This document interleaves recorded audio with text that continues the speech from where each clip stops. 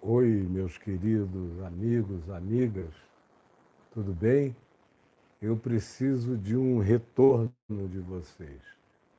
O retorno é me dizerem se o meu som está chegando bem a vocês. Ontem eu fiz uma live à noite e disseram que o som estava chiando. Então eu quero saber como é que está chegando para você, tá bom? Fale comigo. Eu estou aguardando, eu sei que eu ainda estou indo e o delay é grande. Ainda nem chegou aqui para mim. Eu já estou no ar há 50 segundos, mas até agora o delay não atualizou a chegada aqui para mim. Ainda estou esperando, agora entrou. Vamos ver. Entrou. Isso. Então eu quero que você me diga se o som está bom. Tá bom? O som está ótimo, meu amigo. Obrigado. Muito obrigado por esse retorno, por esse feedback. Porque eu preciso que o som esteja bom.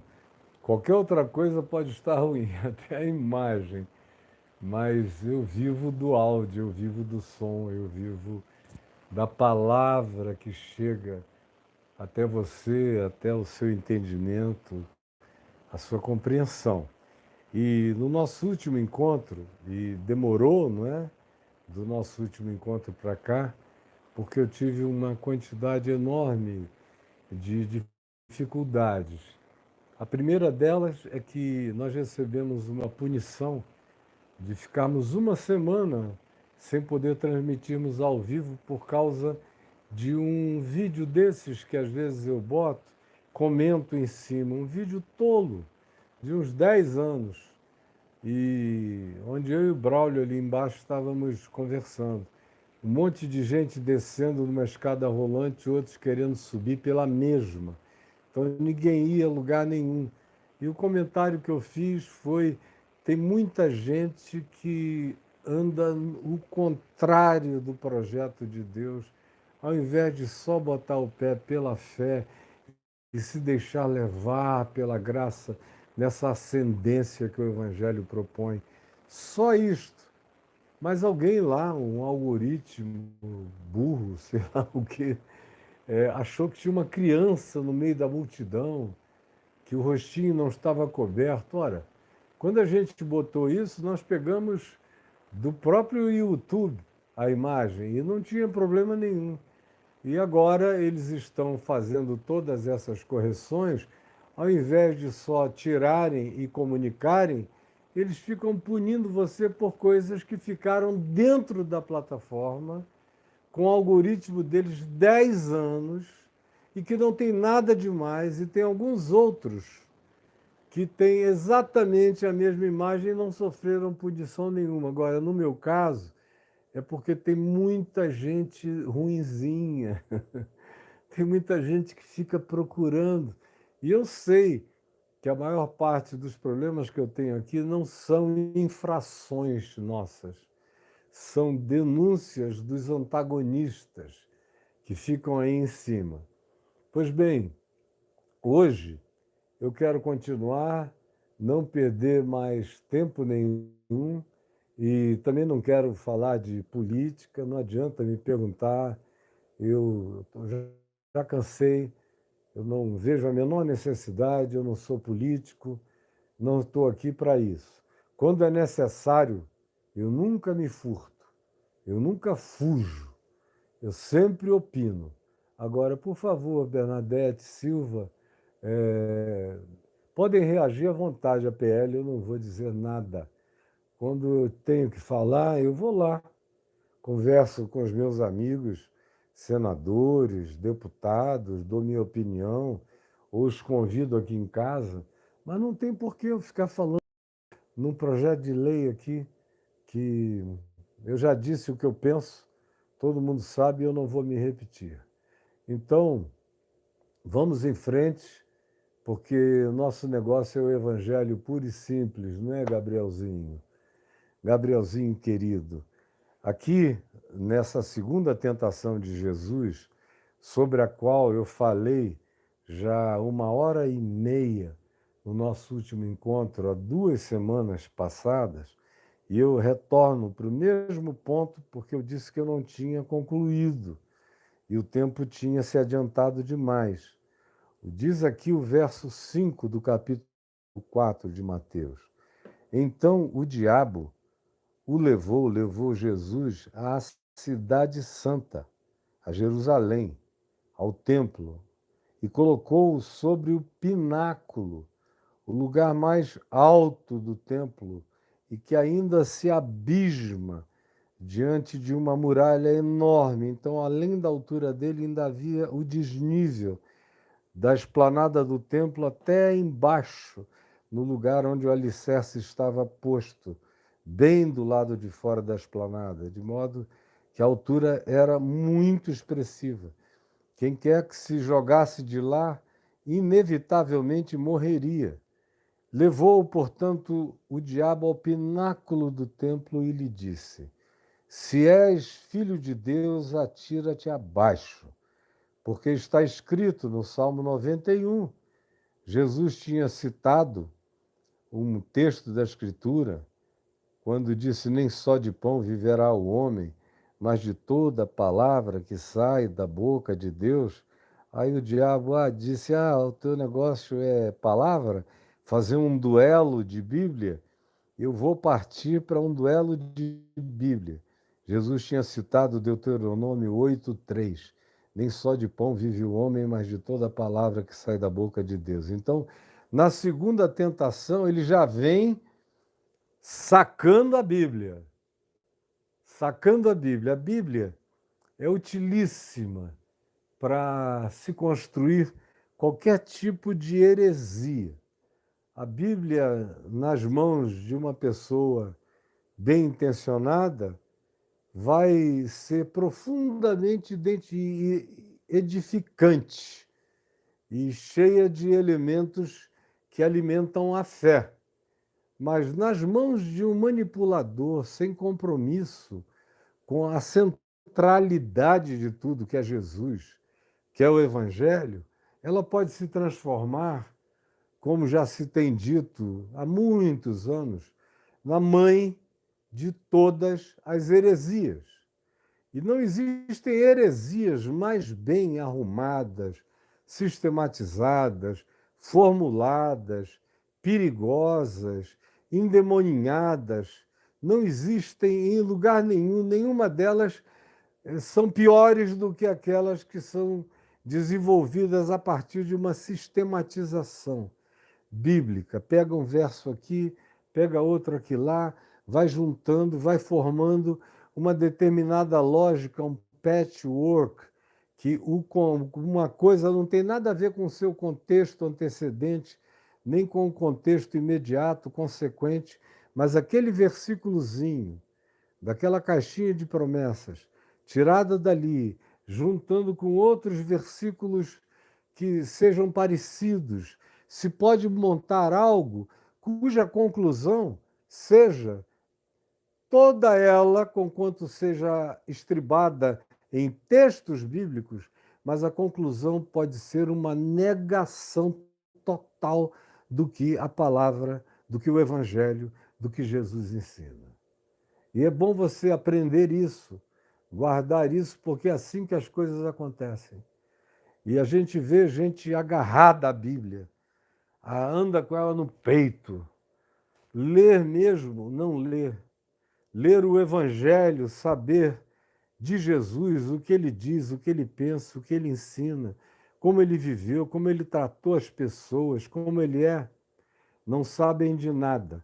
O que eles têm de mais próximo de Jesus é a pregação de um pregador, que na maioria das vezes é algo que se aferra, se vincula ao Velho Testamento, à lei, aos apedrejamentos, às vinganças, às punições, às meticulosidades, àquilo que Paulo chamou, escrevendo aos Colossenses no capítulo 2, de escritos de dívida que havia contra nós e que constava de mandamentos, de ordenanças impossíveis, Jesus rasgou na cruz e despojou os principados e as potestades. Mas mesmo isso sendo dito, e mesmo Jesus tendo dito que está consumado, a maioria dos cristãos vivem com as angústias da lei de Moisés. Eles nem são obedientes à lei de Moisés e nem são obedientes ao Evangelho, só ao Evangelho e só àquilo que passa no crivo de Jesus, como nosso filtro de interpretação de todas as coisas. Não, são seres que existem no limbo, e a maioria deles coloca mais fé nas ameaças de Moisés do que nas promessas de Jesus. E é assim que o cristão existe como um ser atormentado.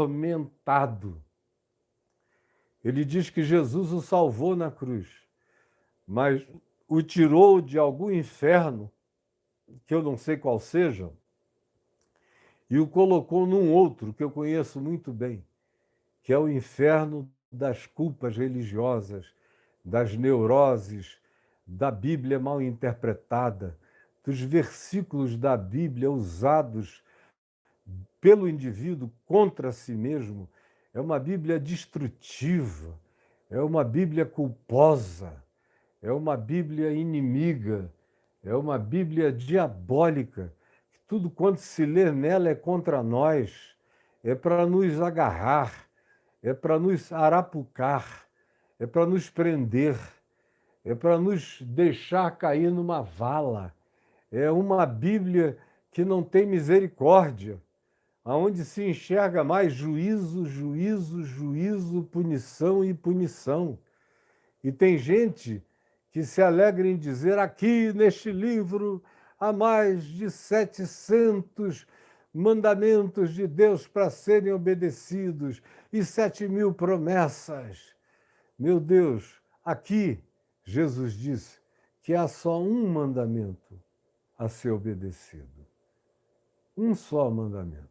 Ama o Senhor teu Deus acima de todas as coisas, com todo o teu coração, com toda a força da tua alma, com todo o teu intelecto, com todo o teu entendimento, com toda a força da tua fisicalidade, e ama ao teu próximo como tu amas a ti mesmo. Esse é o mandamento, e ele disse que, em relação a isso, são resumidos todas as leis e todos os profetas cessam diante desse mandamento, de modo que o mandamento de Jesus é um só.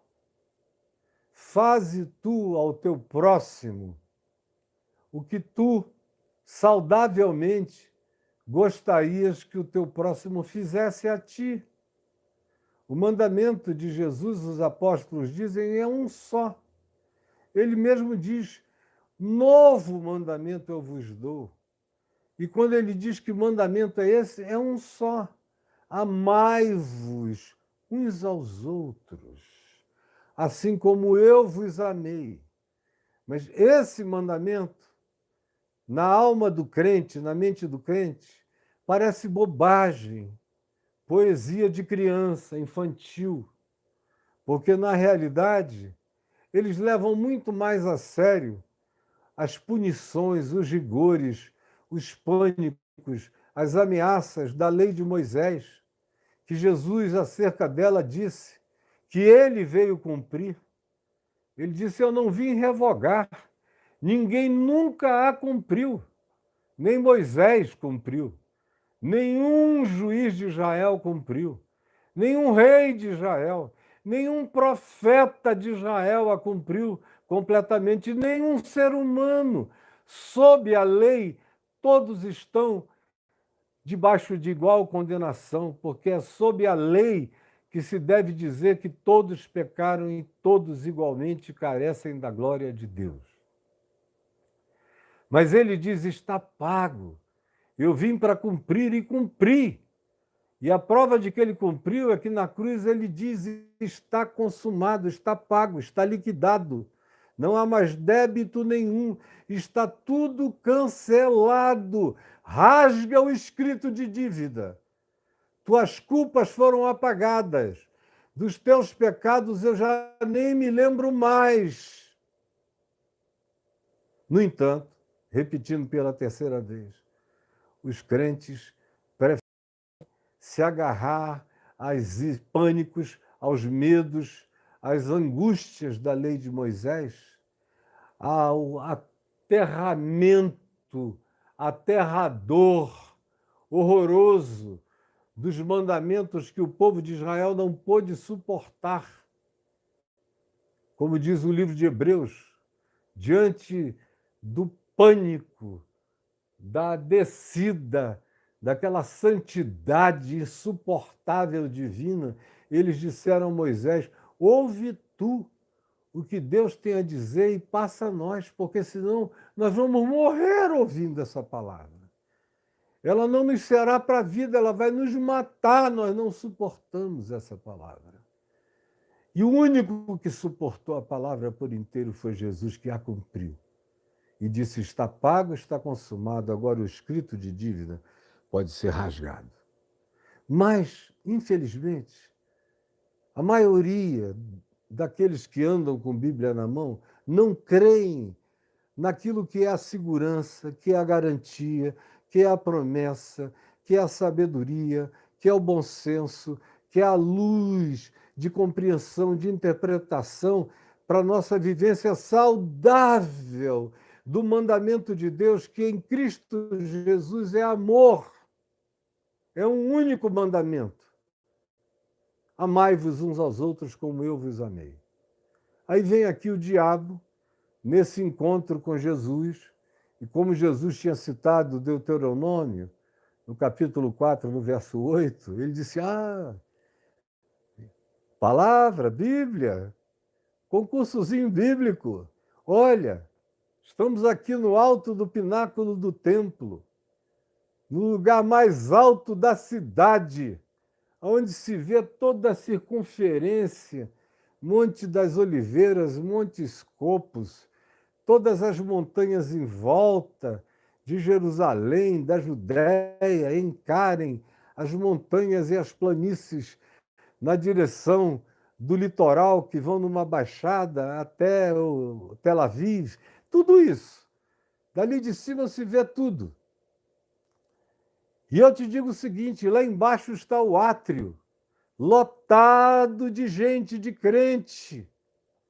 Essa é a tentação do templo, é a tentação do crente, é a tentação da igreja, é a tentação dos que querem ser percebidos pelas multidões do templo, os que querem ganhar fama religiosa, é a tentação dos que querem a ostentação de terem uma relação diferente com Deus, expressa, validada e manifestada ante os sentidos de todos os observadores, de toda a audiência presente, que dali em diante projete sobre nós um olhar diferente, de divindade, de profeta, de homem de Deus, de mulher santa, de qualquer coisa. No caso de Jesus, ele está dizendo: olha, tu não lembras do Salmo 91? Por que tu não encurtas esse caminho? Por que tu não crias um atalho para a glória? Um atalho para a glória. Por que tu não desvias o teu caminho da necessidade de ficares para lá e para cá? Oh, vai para Galiléia, volta da Galiléia, entra em Samaria, sai da Samaria, vai para o norte da Galiléia, descansa numa terra pagã, volta outra vez, vai para outras terras pagãs na região de Gadara.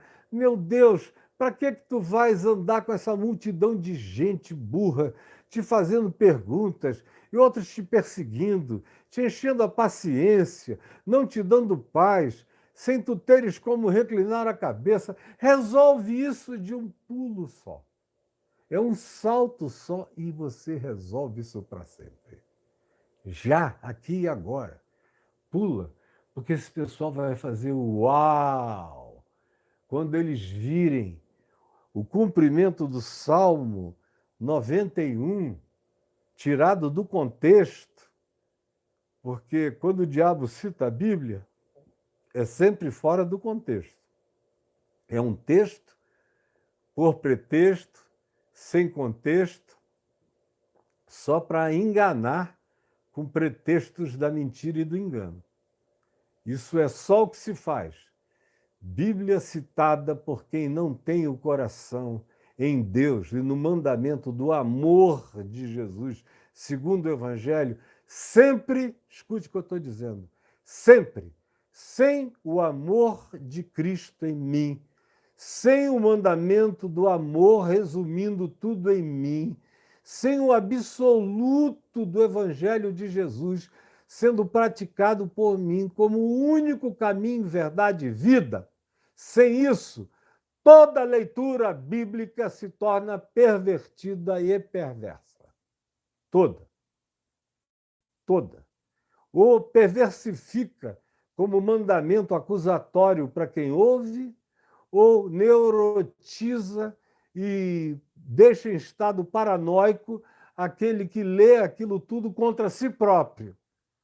De modo que tudo o que não se estabelece na leitura da Escritura, sem ter Jesus como filtro, como chave, como lente de observação única para a compreensão da nitidez do que está dito e pela filtragem de tudo que ficou obsoleto para trás, passando só o que tem relevância, o que tem a realidade e o que tem a validação feita, afirmada, vivida, encarnada e praticada por Jesus.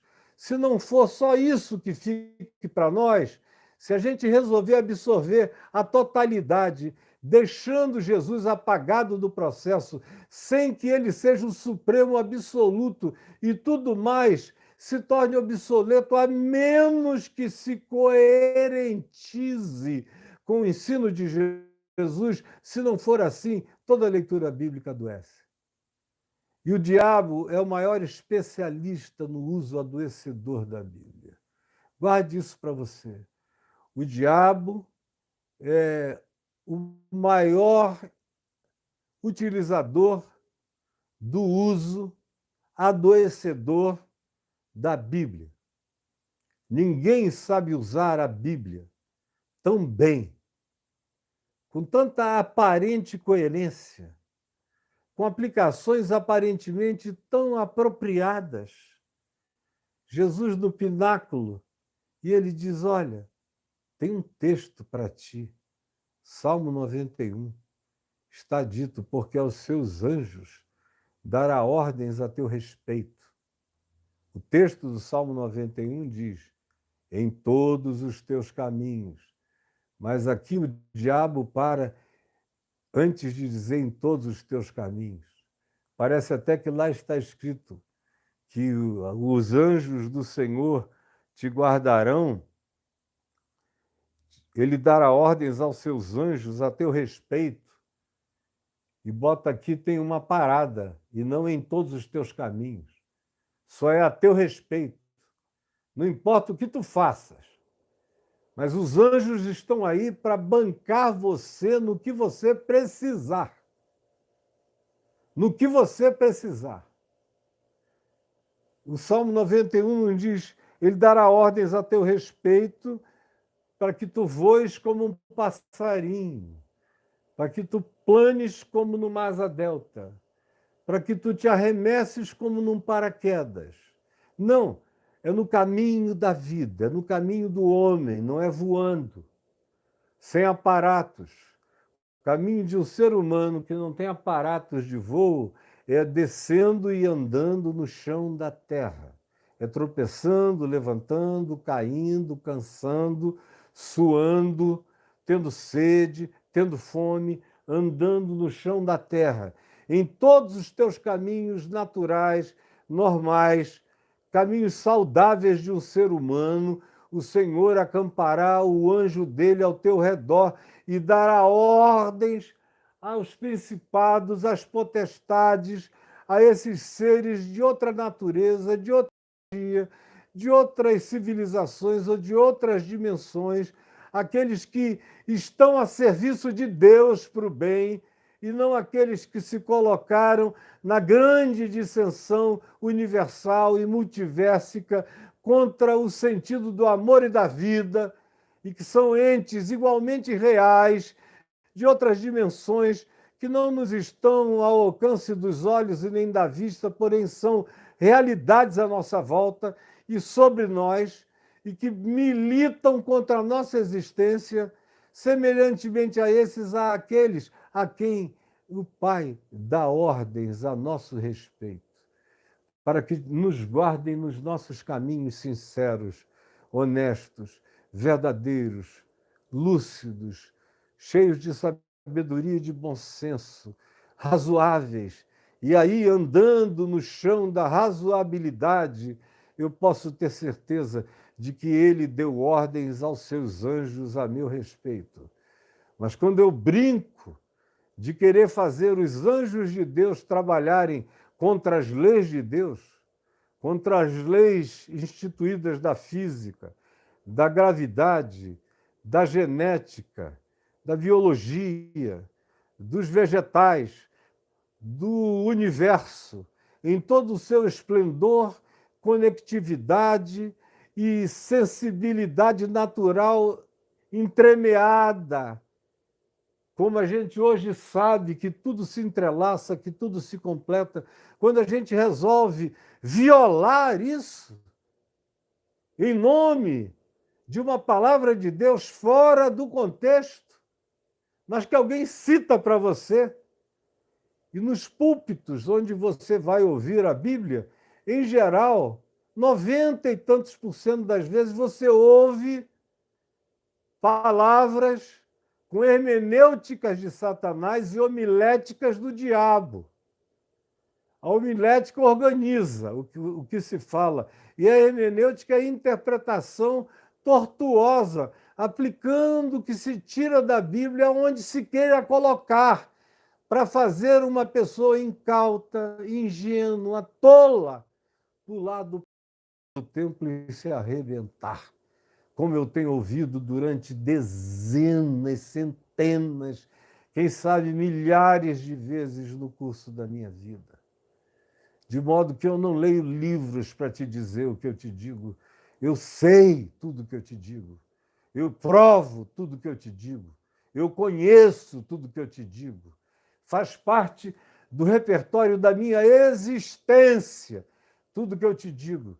Eu não sou, conquanto eu tenha lido muito e demais na minha vida, mais do que existe aqui, eu não sou um ser de livros, eu sou um ser de vida, de experiência, do que eu sei, do que eu provo.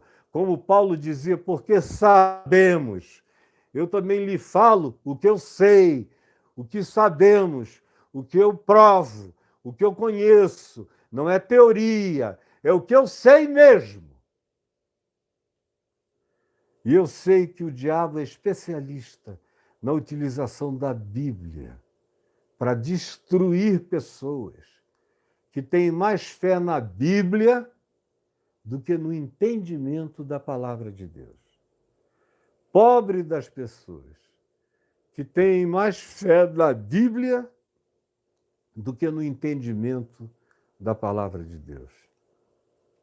Como aqueles de Israel, acerca de quem o próprio Deus fala pelos profetas mais de uma vez, e era gente que lia as Escrituras, que ia ao templo, que não deixava as portas do templo fecharem, que acendiam as luzes dioturnamente, que faziam sacrifícios sem parar, que cantavam salmos, que viviam lá, mas, no entanto, o que se diz é o meu povo que não para de cultuar, quem me dera tivesse alguém que fechasse as portas desse templo, quem me dera houvesse alguém lúcido bastante para parar esses sacrifícios, quem me dera houvesse um silêncio de cultos, porque eu não aguento mais ver essa iniquidade ajuntada, essa iniquidade associada ao ajuntamento solene, aos cultos.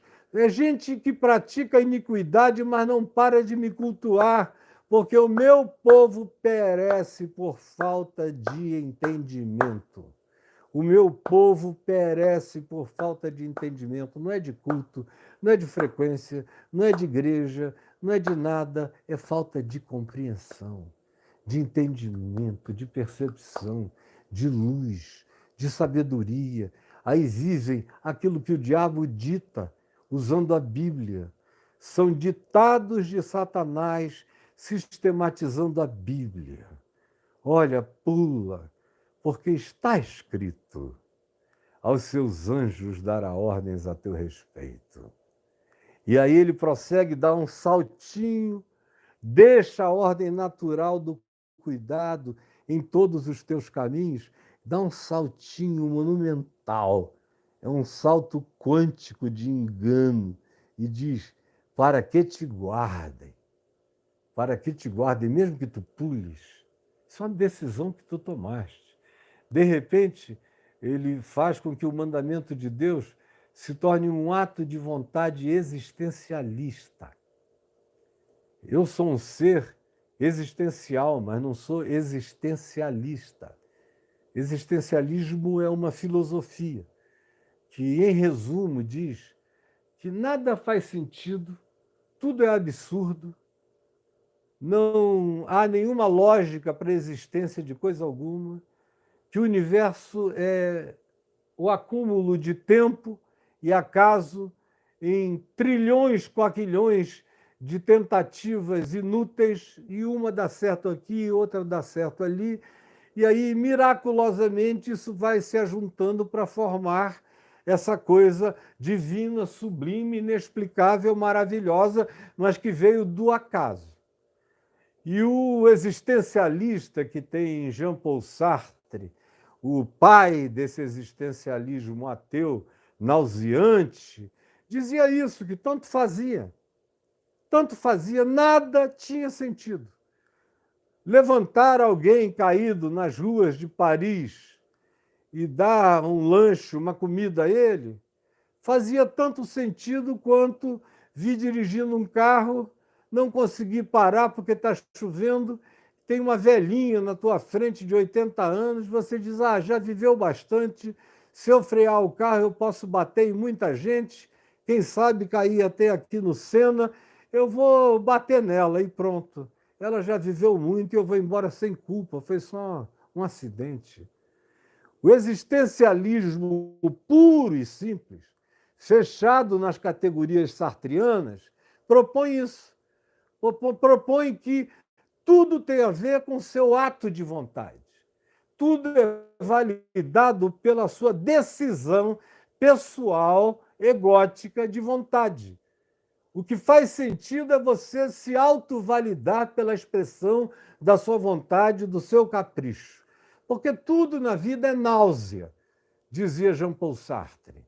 E está aqui o diabo praticando o mesmo tipo de existencialismo com Jesus. Ele tira do Salmo 91 tudo aquilo que era prerrogativa de vínculo da palavra de Deus com os processos da natureza.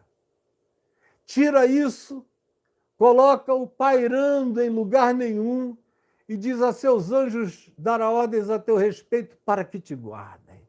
Então, o que quer que tu queiras fazer, dá uma ordem para Deus: Senhor, eis que me lanço daqui em nome do Salmo 91, porque Deus dará ordens a teu respeito para que te guardem, e ainda eles te sustentarão nas suas mãos para tu não tropeçares de alguma pedra. Que pedra havia? O cara estava pulando lá de cima para baixo, a única pedra a tropeçar era do chão, do átrio no qual ele seria esmagado. Mas é uma capacidade do diabo extraordinária de tornar existencialisticamente textos bíblicos tirados do contexto por pretexto para grandes falsificações calamitosas, com resultados destrutivos e que deixam a pessoa depois dizendo: Deus me enganou. A palavra de Deus não é verdadeira. O pastor prometeu, falou, pregou. O seu pastor está sendo instruído pelo diabo. Está repetindo homiléticas e hermenêuticas diabólicas, citando Bíblia, textos, salmos, tudo isso sem contexto. E você que não quer saber de nada, que não come a palavra, que não bebe a palavra, que não se alimenta dela, e a palavra que eu estou falando é Cristo, o Verbo encarnado, a palavra é o Evangelho. A palavra é Jesus vivendo o Evangelho, ensinando o Evangelho, praticando o Evangelho, de modo que na prática dele eu aprendo o que o ensino dele quer significar, o que amar do ponto de vista dele significa, o que exortar do ponto de vista dele é, o que se dar do ponto de vista dele seja, o que bondade conforme ele se manifeste. É tudo conforme ele, não é conforme a minha ideia, nem é conforme uma exegese do grego, nem é tão conforme uma exegese do hebraico. Tem que ter a coerência associada a Jesus, às práticas, aos modos, aos tratos, à relação dele com as pessoas, aos acolhimentos, às inclusões, ou aquelas exclusões que ele fazia, não porque tenha expulsado ninguém da presença dele, mas porque as pessoas não suportavam a verdade dele e retiravam-se. E ele apenas dizia para quem ficava: quereis vós também vos retirar? Porque ele nunca mediu a graça de Deus na vida dele pela quantidade de seguidores em momento nenhum. Mas aí vem aquilo que você tem praticado para a sua decepção, para a sua frustração, para a sua mágoa espiritual,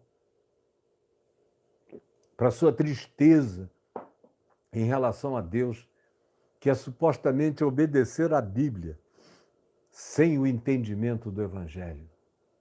A Bíblia sem o entendimento do Evangelho, preste atenção, faz mal.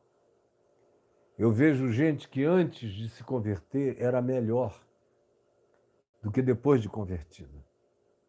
Eu estou dizendo isso há quase 50 anos.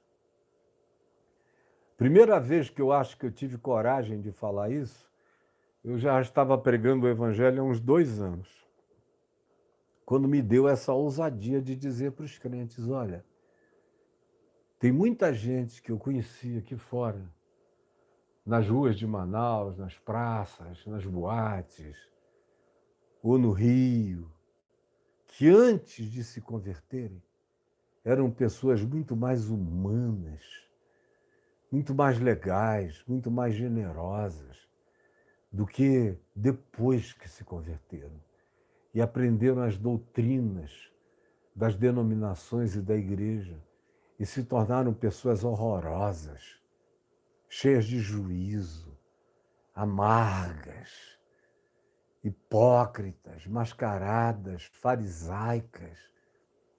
Como Jesus disse, se tornaram filhas do inferno 2 vezes pioradas em relação àqueles que, como filhos do inferno e membros da religião, os catequizaram para a morte, não para a vida, embora eles andem com a Bíblia agarrada no peito o dia inteiro.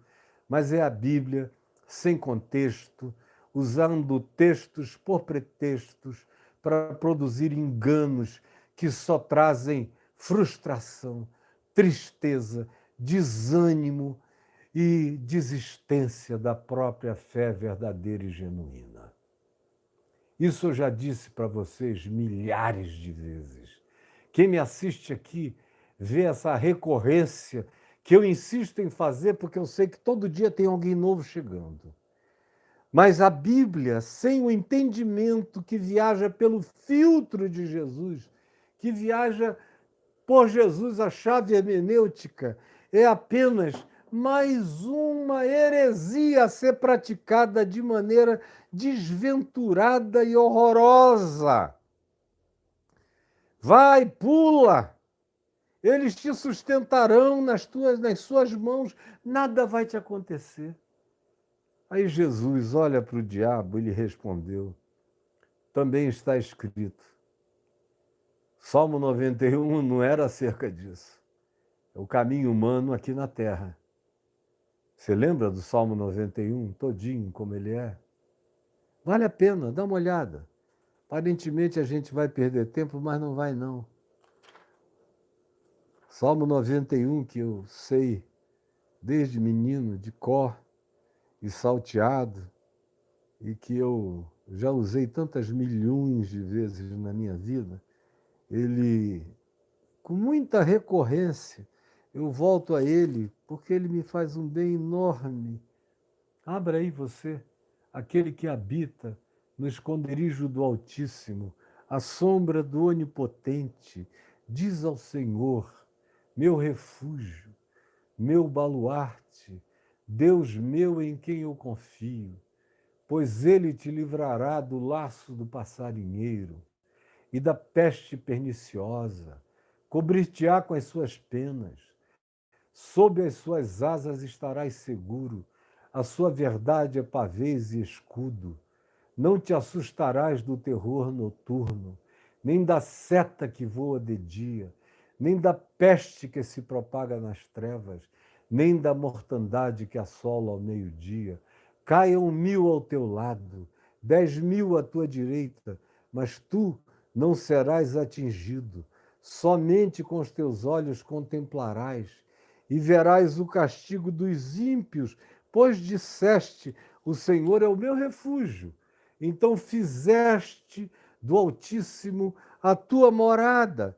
Por isso nenhum mal te sucederá, praga nenhuma chegará à tua casa, porque, agora sim, aos seus anjos ele dará ordens a teu respeito, para que te guardem em todos os seus caminhos. Eles te sustentarão nas suas mãos, para tu não tropeçares em alguma pedra. Pisarás o leão e a áspide, calcarás aos pés ao leãozinho e a serpente, porque a mim se apegou com amor, eu o livrarei, pô-lo-ei a salvo, porque ele conhece o meu nome. Ele me invocará e eu lhe responderei. Na sua angústia eu estarei com ele, livrá-lo-ei e o glorificarei, saciá-lo-ei com longevidade e lhe mostrarei a minha salvação. É o que o Salmo 91 diz. Quem quiser saber mais, escreva no meu portal caiofabio.net. Entre lá, tem uma lupinha. Escreva Salmo 91. Salmo 91. E você vai ver a quantidade de coisas que eu já disse, que eu já falei, que eu já apliquei a respeito disso, conforme o Espírito de Cristo, sem traição ao Evangelho, sem hermenêuticas diabólicas, que induzem a gente ao espírito suicida pela fé. Induzem a gente a uma fé que não é fé. A verdadeira fé se fundamenta, se calça, se estriba no Evangelho de Cristo. Fora do Evangelho, fora da promessa, fora da palavra, e a única palavra eterna de Deus, imutável, está manifesta e encarnada em Jesus e no que ele fez, disse, ensinou e praticou. Fora disso, tudo me deixa num caminho perigoso e enganoso, cheios de interpretações e doutrinas de homens, e sem a palavra viva do Evangelho de Cristo Jesus. Aí vem Jesus, que não brincava de pedaços de Bíblia, que conhecia o contexto inteiro, que se ele falasse um versículo, era a luz do entendimento da palavra toda que ele era, que ele encarnava e que ele vivia. Aí ele chega e diz, está escrito, Satanás, e aí não tentarás ao Senhor teu Deus. Não tentarás ao Senhor teu Deus. Não tentarás, porque fazer em nome da palavra de Deus, praticar violências à natureza, é tentar a Deus. Você vai, sobe um monte. Imagina Moisés em cima do Monte Sinai. Recebe 2 pedras com leis. Aí diz, eu vou descer daqui voando, já que Deus escreveu nessas tábuas. Elas estão radioativas. Tem um poder extraordinário aqui. Aí se joga lá de cima. Lá vem Moisés, tábua, lei e tudo, e vira farinha no pé do monte. Mesmo com as tábuas da lei na mão, tem que descer a montanha. É longa descida, longa. Davi foi enfrentar Golias, mas não foi vencer Golias num sopro. Ele colheu 5 pedras num ribeiro, se preparou, levou o que achou melhor, treinava na Sunda há muitos anos, não errava, acertou na testa, o cara caiu desmaiado, ele foi lá com a espada, arrancou e decepou-lhe a cabeça. Mas não ia dar mole, brincar, já derrubei, olha só, vamos fazer dele o nosso Gulliver de Israel. Não. Não se brinca com aquilo que é realidade natural. Jesus não chegou à beira da fonte de Jacó e falou, ó água, levanta-te e derrama-te dos meus lábios. Aí subiu aquele jato de água e Jesus teria ficado assim, só lambendo aquela água, caindo aqui, voltando lá para baixo no poço de Jacó em Siquém. Não. Tinha uma mulher ali, ele disse, será que dá para você baixar o balde, pegar um pouco de água e me dar de beber? Dá para você me dar de beber? Tudo que Jesus faz é assim. Ele não brinca com as leis da natureza. Aí você diz, e quando ele apaziguou ventos e ondas? Para nós, parece uma violência às leis da natureza, mas para ele não. Ele lidava com dimensões da natureza que a física atual só está começando a arranhar agora e descobrir agora. Eu fico vendo os movimentos de Jesus, comparando com a mecânica quântica, e vejo que a mecânica quântica é a melhor metáfora que já existiu para a gente explicar como Jesus trabalhava as leis da natureza, do íntimo da própria natureza, de dentro das partículas subatômicas para fora. Ele verga o espaço-tempo e anda sobre as águas. Ele transforma a natureza intrínseca da matéria, a água em vinho. Ele faz com que as partículas subatômicas se multipliquem, se multipliquem, se multipliquem com o olhar dele como observador divino, olhando o pão e os peixes com gratidão e os fenômenos da mecânica interior mais profunda entrando num processo de ebuliência de matéria sendo criada a ponto de alimentar mais de 5.000 pessoas de uma vez e mais de 4.000 pessoas de outra. Ou qualquer outra coisa que ele não faz violentando, estuprando as leis que ele mesmo estabeleceu, porque tudo foi criado por meio dele, nele e para ele. São todas as coisas. Bendito seja o nome dele eternamente. Amém. Ele nunca violou nada do que ele fez. Quando ele ressuscitou o morto como Lázaro, que estava podre, ele não violou nenhuma lei da criação. Ele fez apenas uma engenharia reversa, biológica, psíquica e espiritual, mas de acordo com os mesmos parâmetros da criação. Ele faz a engenharia reversa e o homem está vivo diante dele. Ele não faz nada fora do que ele mesmo estabeleceu. Tudo foi criado por meio dele, para ele, e nele nós somos. Aí ele diz: não tente ao Senhor, seu Deus, porque brincar de Bíblia, como vocês fazem, como vocês são ensinados, nas igrejas por aí, ouvem lá um versículo e o cara diz: tome posse! Já não disseram para você: tome posse! Tome posse!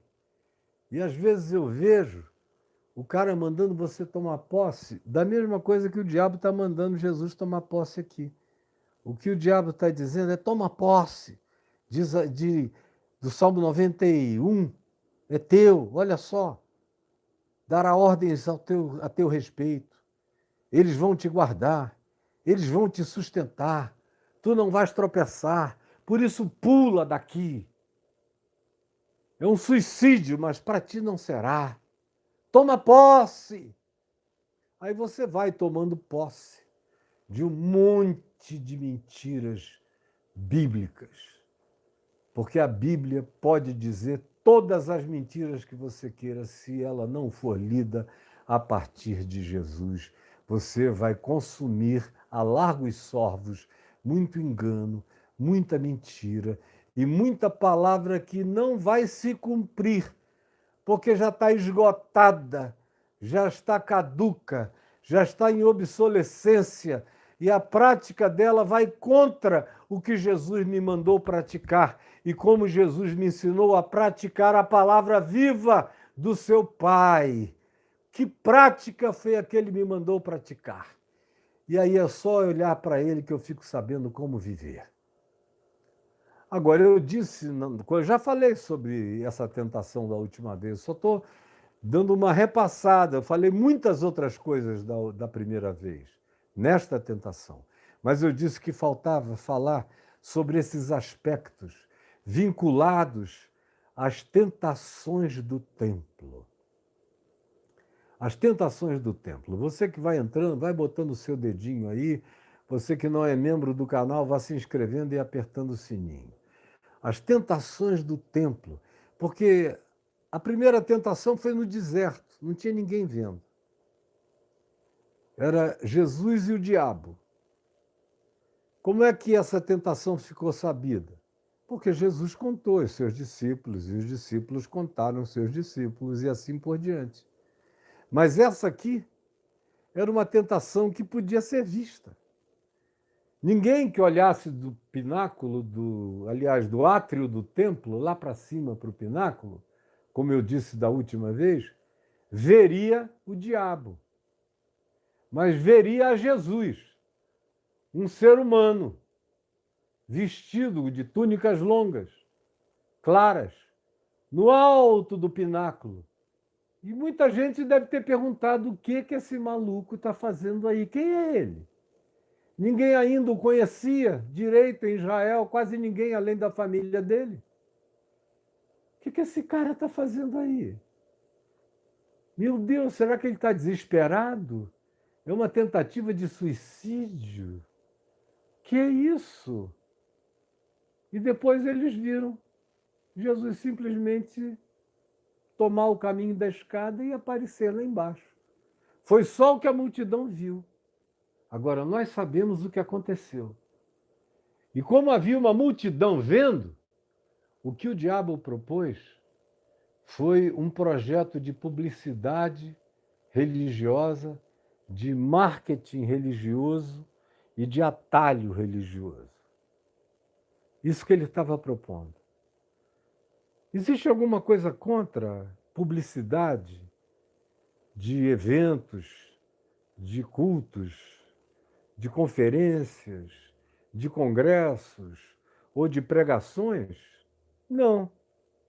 Se forem sóbrias, verdadeiras, se forem sensatas no que anunciam, e se não fizerem promessas para Deus ter que cumprir de acordo com a estratégia de atração que o propagandista deseje consumar para atrair pessoas pela via do engano, se não tiver nada disso, é legítimo. É legítimo. Quantas milhares de publicidades já não fizeram sobre pregações minhas nos últimos 50 anos? Aqui no mundo inteiro.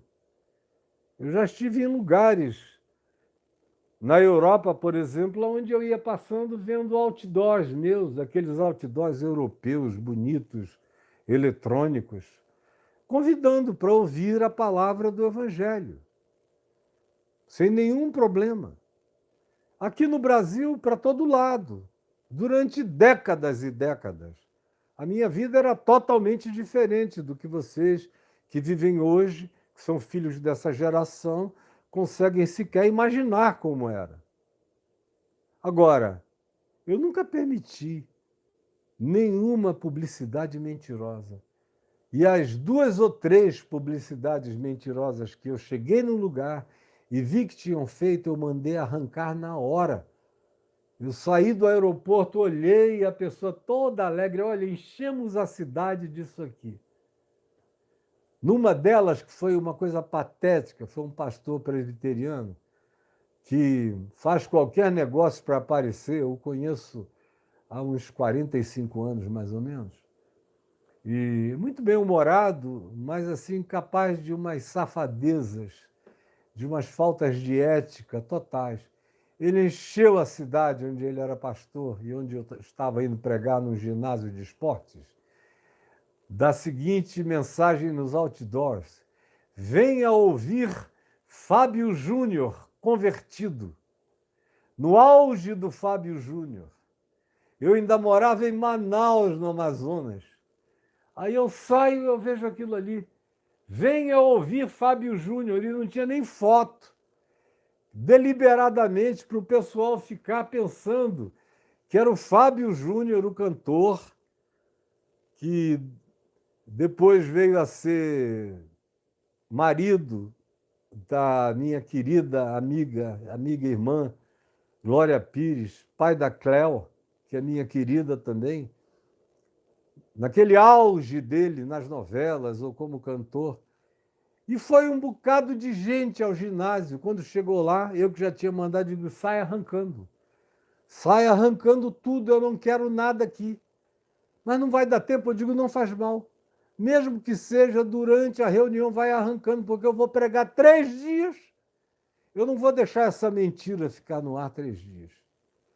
E aí, no primeiro dia, aquilo estava entupido de gente, eu desconfiado, claro, de que muita gente tinha ido ali para ver o Fábio Júnior falar convertido. Aí eu falei, olha, quando eu cheguei hoje aqui, foi a primeira coisa que eu disse do microfone. Eu fui surpreendido com uma mentira, com um subterfúgio, com uma publicidade dúbia, ambivalente, enganosa, que não tem nada a ver com o Espírito de Jesus, e desci o cacete. Chega os caras lá atrás de mim, eu se encolhendo. Eu digo, eu não sou assim.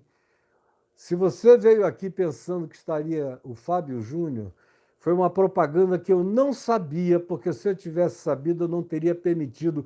Eu odeio mentira. A minha vida é contra a mentira. Isso aí é uma mentira, então eu quero deixar vocês irem embora. Quem veio ouvir o testemunho do Fábio Júnior, vá para casa. Aí saíram uns pouquinhos. A maioria ficou tão intrigada com o fato de que, conquanto tivessem ido lá por causa da propaganda do Fábio Júnior, ficaram intrigadas para ver quem era esse Fábio, que não era Fábio Júnior, era Caio Fábio D'Araújo, filho, não Júnior. Se alguém me chamar de Fábio, eu não atendo. Eu só me reconheço em Caio, ou no máximo Caio Fábio. Mas Fábio eu passo direto, eu nunca me acostumei a esse nome. Não é o meu. O meu é um nome composto, Caio Fábio.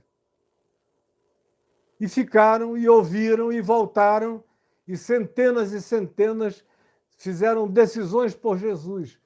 Mas essa publicidade do tempo, que mascara que usa textos, promessas, que fala em nome de Deus o que Deus fará na quinta, o que Deus fará na sexta, o que Deus fará no sábado, o que Deus fará no domingo. Ainda dizem até o que será. Quinta é dia disso, sexta é dia daquilo. Vocês sabem do que eu estou dizendo. Tudo isso é Satanás no pináculo do templo, construindo outdoors mentirosos para que as pessoas sejam atraídas pela mentira. E a grande atração para quem é o objeto da observação, como Jesus era ou seria, lá no alto daquele pináculo, com eventualmente muita gente olhando para ver o que aconteceria, a expectativa desse indivíduo que não tenha o Evangelho de Cristo como raiz absoluta no seu coração, na sua mente, no seu entendimento, é dizer, bom, já que tem tanta gente, eu vou apostar, eu vou declarar e vou pular.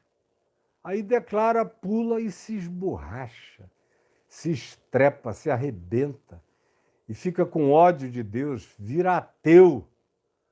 Sem falar naqueles outros que, estando lá embaixo, veem aquilo acontecer e dizem, meu Deus, eu não quero saber disso, nem dessa mensagem. Isso aí é coisa de doido, porque é de doido mesmo.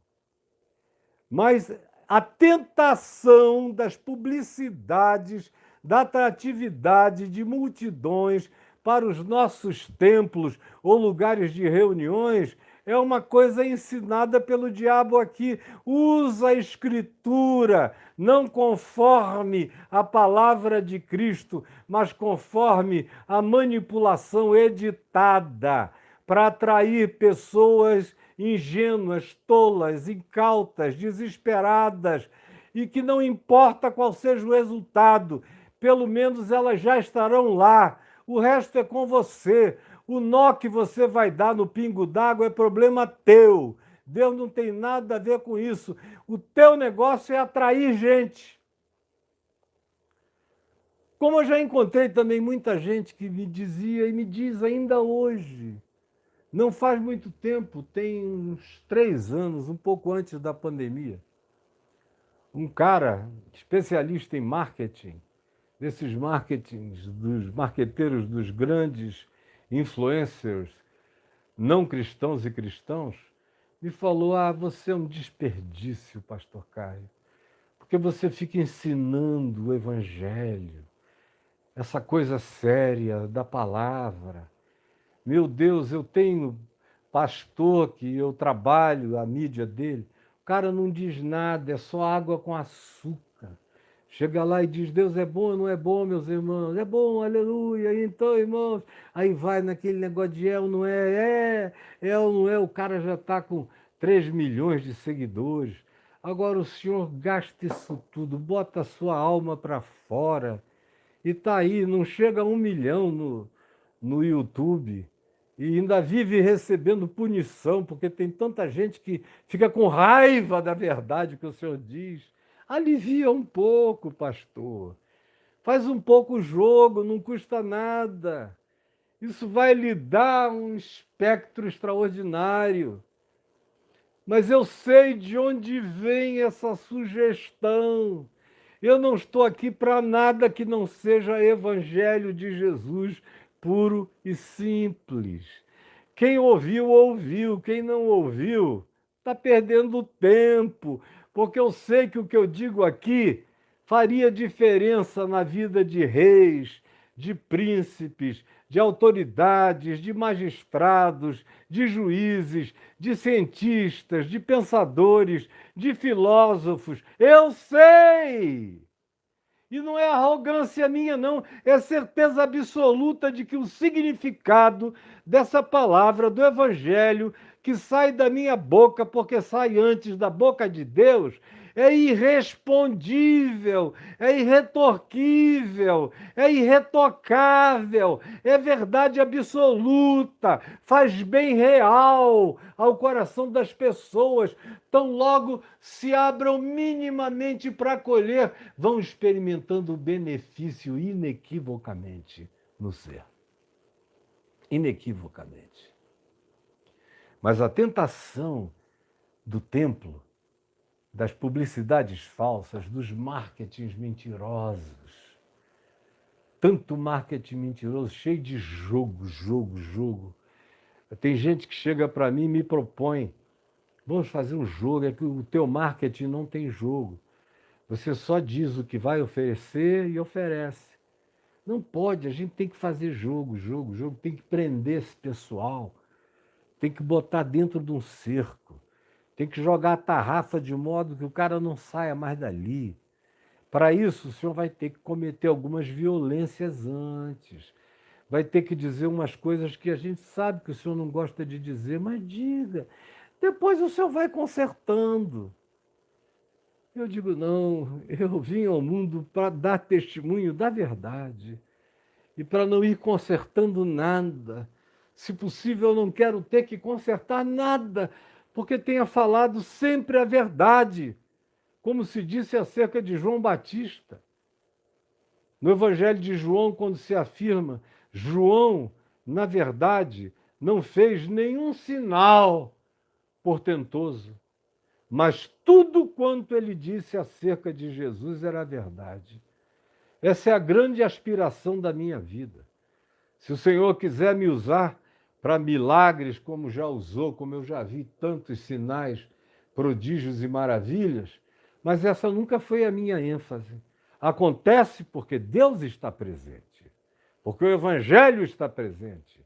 E meramente pela palavra, coisas dessa natureza acontecem como estão acontecendo agora. E eu vou ouvir esses testemunhos como eu ouço sempre.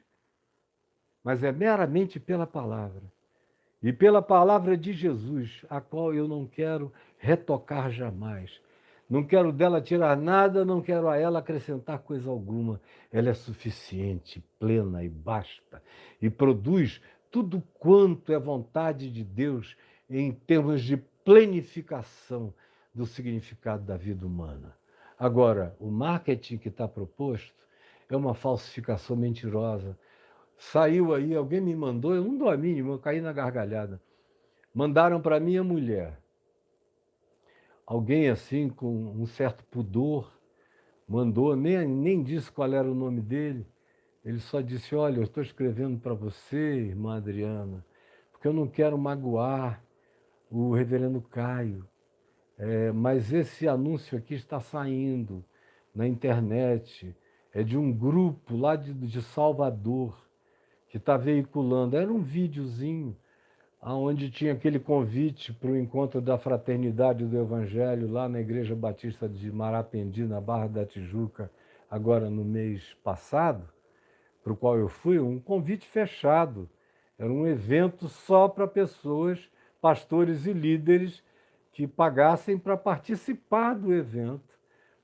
Pago porque tinha que comer, beber, levar os que iam falar, tudo mais. Então, por isso, havia um valor mínimo. E aí fizeram, um membro lá nosso da fraternidade filmou no sábado de manhã, na hora que estava todo mundo chegando, ainda tomando café, lá fora, na cantina. Tinha só umas 15, 20 pessoas lá dentro e eu estava sentadinho. E o Kleber Lucas tocando um louvor, e eu esperando a moçada chegar. Era eu que, inclusive, iria pregar, e depois teríamos a ceia. Estava lá quieto, como eu faço sempre, fico quieto no meu canto, esperando. E aí ele filmou, falou que era o nosso evento e tal, que outros estavam chegando. O pessoal montou, editou lá na Bahia e falou, olha só, Caio Fábio e Kleber Lucas passam vergonha em evento para o qual só foram 10 pessoas. Aí rindo lá, o pessoal... Aí eu vi aquilo, a Adriana me mostrou, aí eu falei, ela disse, o que eu respondo? Eu falei, nada, meu amor. O que eu tenho a responder? Eu já estava ali no lucro. Jesus disse que eram três, dois ou três em meu nome, eu já estou no meio deles. Tinha gente demais, foram 70 pastores para lá. Durante aqueles dias, talvez mais gente ainda, porque nem todo mundo foi em todas as sessões. Mas eu não estou preocupado, eu podia estar sozinho. O auditório ainda seria o melhor possível, eu e o Pai, e o Filho e o Espírito Santo. Então eu nunca me orientei por isso. Aí descobri quem era a pessoa, pedi para ela dizer para ele não se preocupar, porque eu não avaliava a graça de Deus por quantidade de pessoas, mas pela qualidade da palavra e do Espírito no coração das pessoas. Mas vocês vejam como o marketing é todo indutor de gente de multidões. Se não tiver multidões, tem alguma coisa errada. E eles dizem para você que a unção de Deus se foi. Agora, se você fizer o marketing mais mentiroso do mundo e arranjar a programação mais esquisita e perversa com gente que de Deus não tem nada, mas canta hinos gospel e atrai pessoas, e for alguém e pregue uma mensagem horrorosa e todo mundo bata muita palma porque faz parte do processo, Deus esteve presente, a unção do Senhor está ali. E é mais gente pulando em cima da palavra mentirosa e se arrebentando com o passar do tempo, vão se tornar pasta no átrio do templo.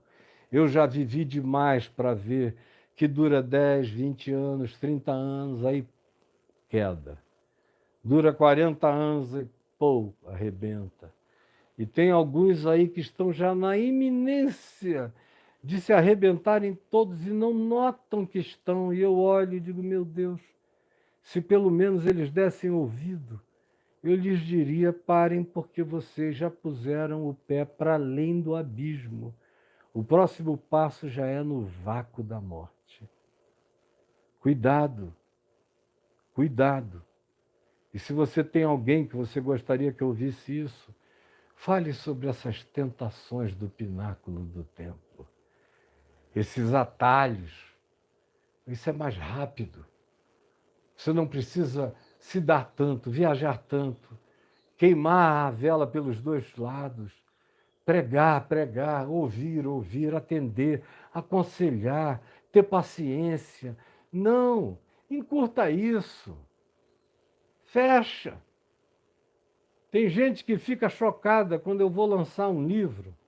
Acabei de pregar, vou lançar um livro depois da pregação, que já acaba aí umas 9h30, e às vezes eu fico até meia-noite, meia-noite e meia, 1h, 1h30 da manhã, até a última pessoinha que vem com aquele livro para eu assinar, chegue para eu assinar, e filas enormes.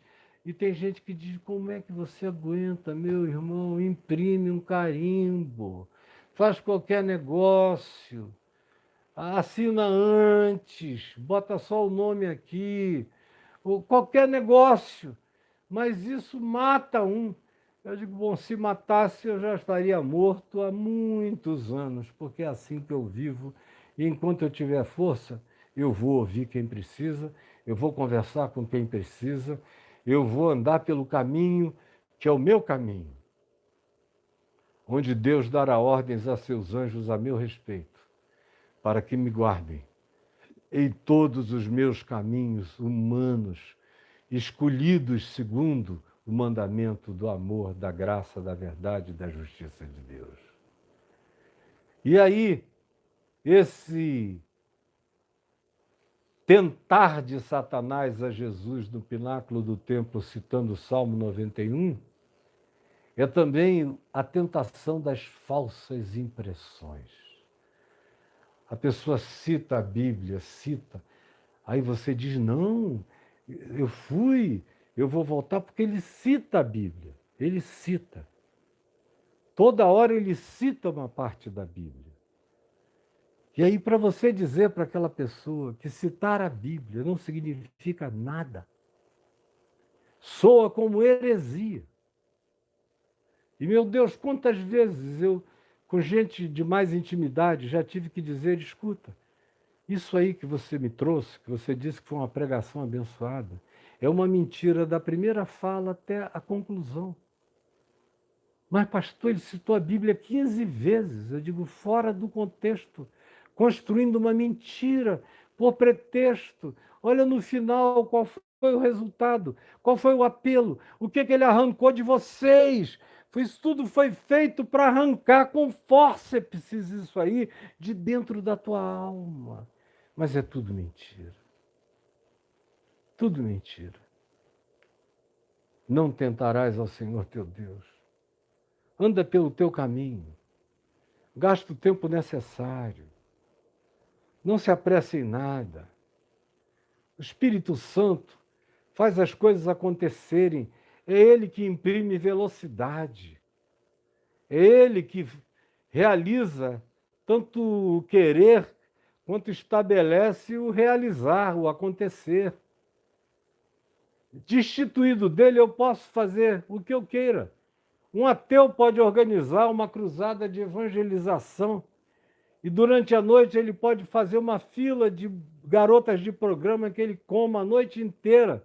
E no dia seguinte ele vai lá e prega a mensagem do evangelho, como eu já vi. Eu não fiquei sabendo, eu já vi de vários. Que no dia seguinte você chega e fica sabendo que o cara botou 3 garotas de programa com ele, o pregador. Transou a noite inteira, no dia seguinte ele estava lá, oh, glória, em nome de Jesus, e cantores.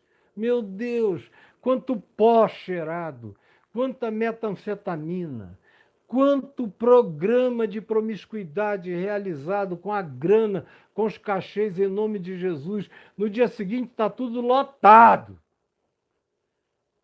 Vazio de Cristo. Vazio de Jesus, vazio do Espírito Santo, vazio de Deus, tudo carne, tudo gritaria, tudo como lata que bate, como símbolo que retine, sem amor, sem verdade, de nada aproveita, nada aproveita. Agora, tem muita gente aqui que na ignorância, ou nem tanto, tem vivido tentando ao Senhor nosso Deus. Senhor, por favor, eu te peço que o complemento dessa palavra que eu disse aqui hoje venha e faça bem. Faça bem aos que estão aqui e faça bem aos que chegaram agora. Faça bem aos que virão depois. Faça bem a todo aquele que a veja e a ouça em qualquer fase da vida ou em qualquer lugar, tempo, hora ou geração. Porque essa palavra não muda. E a razão dela não será alterada. E a verdade dela não precisará jamais ser atualizada. Porque ela é perene, é palavra de Deus, é palavra de Jesus. Em teu nome, Senhor.